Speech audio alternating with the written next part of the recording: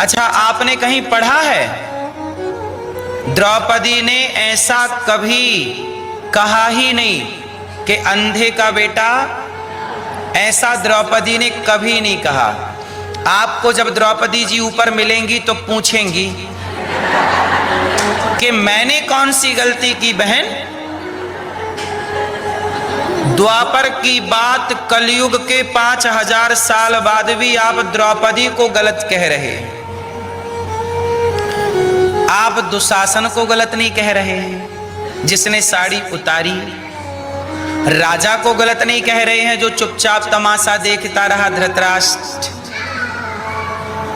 गलती किसकी बता रहे हैं? द्रौपदी की। द्रौपदी ने कभी नहीं कहा, ये तो बदनाम कर दिया लोगों ने द्रौपदी को। पूरे महाभारत में ऐसी कोई बात द्रौपदी के लिए लिखी ही नहीं, केवल टीवी सीरियल में बताया गया है।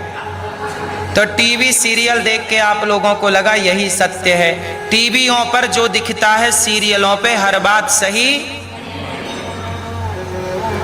इससे समाज में गलत मैसेज चला गया कि द्रौपदी ने कह दिया, झूठी अफवाह मान ली कि अंधों के अंधा, लोगों को लगा यही सत्य है। तो द्रौपदी आपको मिलेंगी तो पूछेंगी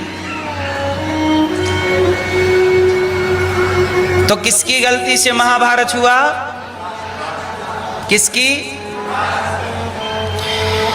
चलो, गलती किसकी थी? धृतराष्ट्र। चूंकि वो राजा थे और राजा को चाहिए कि न्याय करते, पर उन्होंने न्याय बेटों के पक्ष में न्याय किया। अब बताइए, आपका बेटा भरी सभा में किसी महिला के कपड़े उतारने लग जाए तो आप ही अपने बेटे को 2 थप्पड़ मार दोगे। आज की बात करूं कलयुग की, तो जब कलयुग में आप जैसा बाप अपने बेटे को 2 थप्पड़ मार सकता है, तो द्वापर में जब द्रौपदी के कपड़े दुशासन उतारा तो धृतराष्ट्र ने 2 थप्पड़ क्यों नहीं मारे अपने बेटे को? चलो, बाप के नाते ना सही, राजा का धर्म तो न्याय करना होता है, तो न्याय की दृष्टि से तो सजा देते ना दुशासन को। पर दुशासन को कोई सजा नहीं मिली क्योंकि वो राजा का बेटा है और आम जनता की साड़ी उतर रही है। तो पूरी गलती राजा की है। किसकी? हाँ, दूसरा गलत कौन? दूसरा गलत व्यक्ति है। पहले तो धृतराष्ट्र गलत है, दूसरी गलती किसकी है? दूसरी गलती है कर्ण की। किसकी? किसकी? कर्ण की क्या गलती है? क्योंकि कर्ण ने ही कहा था कि द्रौपदी के कपड़े उतार दो।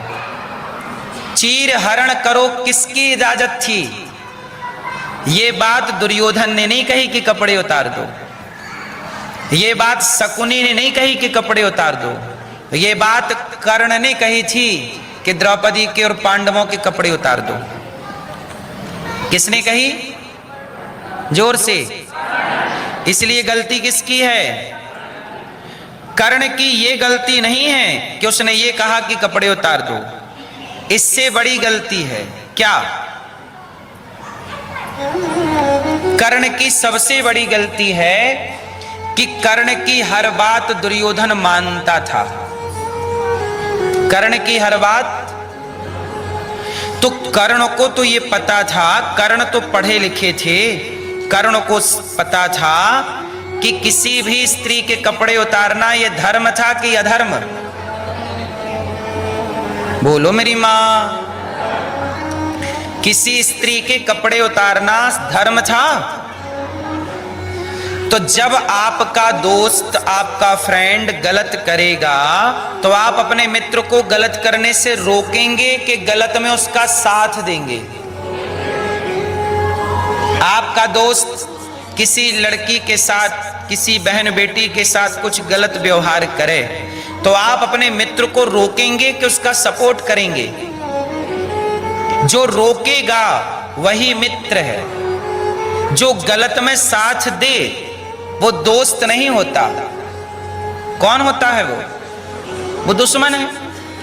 तो कर्ण को ये पता था कि दुर्योधन जो कर रहा है ये सब, जैसे जुआ खेलना, छल से पासे फेंकना, द्रौपदी के बाल पकड़ के दुशासन लाया, ये सब गलत था और ये कर्ण जानते थे। पर कर्ण ने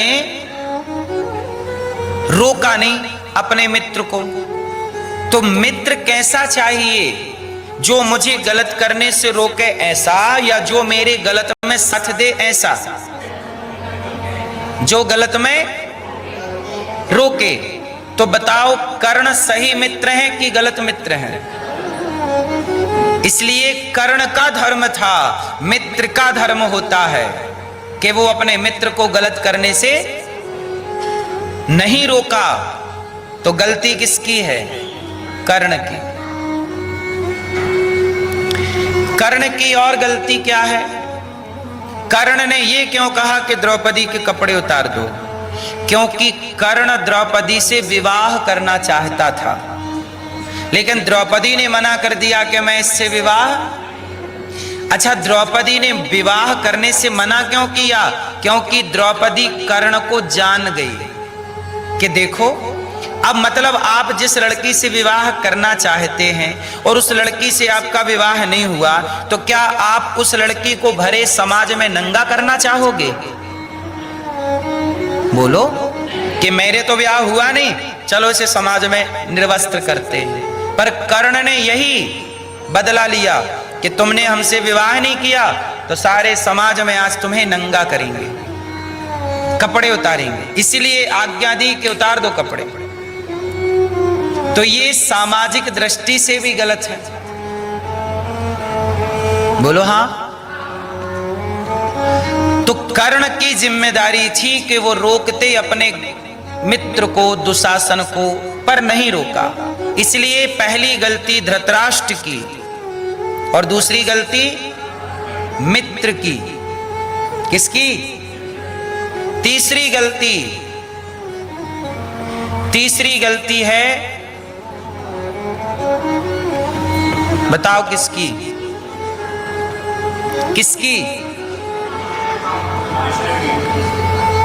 तीसरी गलती है गांधारी की। किसकी? गांधारी कौन है? कौरवों की। जब भरी सभा में द्रौपदी के कपड़े उतर रहे थे तो सारी स्त्रियों को पता था। दुशासन जब द्रौपदी के बाल पकड़ के ले जा रहा था तब ये बात गांधारी को पता लग गई थी। तो क्या गांधारी को जाकर द्रौपदी को बचा नहीं लेना चाहिए? अपने बेटे के गाल में 2 थप्पड़ नहीं मारने चाहिए कि तू भाभी के कपड़े क्यों उतार रहा है? पर गांधारी ने पट्टी हटाई। कब? गांधारी ने आखिरी में पट्टी उतारी। दुर्योधन, कल तुम आ जाना सारे कपड़े उतार के, कल तुम नंगे निर्वस्त्र होकर आना, मैं तुम्हें देखूंगी और मेरी दृष्टि से तुम्हारा शरीर वज्र का हो जाएगा। दुर्योधन चला निर्वस्त्र होकर, तो भगवान कृष्ण मिल गए। कहां जा रहे हो? वैसे जा रहे हो? Ding dong.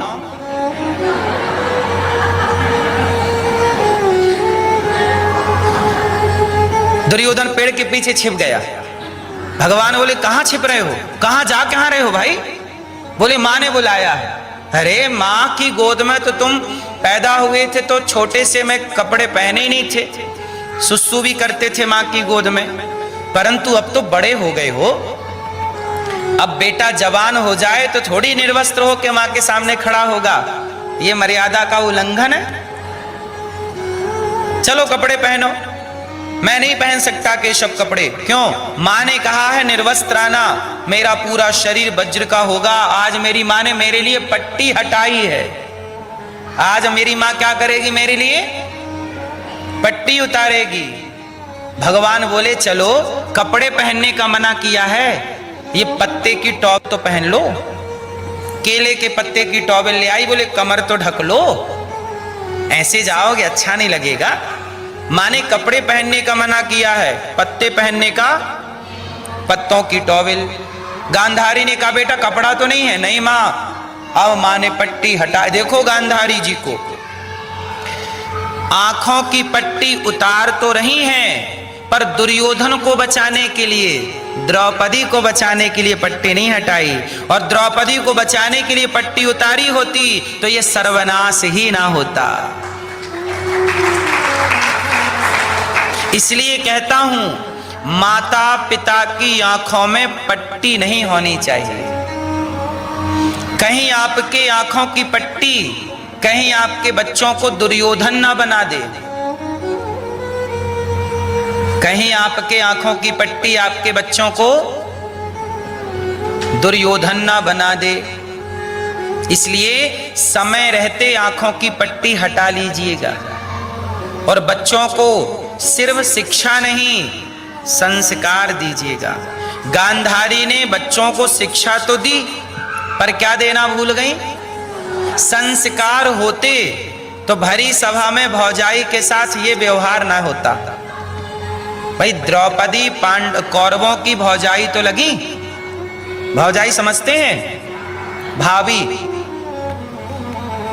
क्या लगी? और भाभी मतलब मां, भाभी मतलब हाँ। अब देखो, अब द्रौपदी को, अब एक गलती है धृतराष्ट्र की, एक गलती है कर्ण की, एक गलती है गांधारी की, चौथी गलती किसकी है महाभारत में? किसकी? चौथी गलती है भीष्म पितामह की। क्या गलती थी? जोर से। हाँ, इसलिए हमने कहा ऐसे चुप ना रहा कीजिए मेरे प्यारे, ऐसे चुप ना,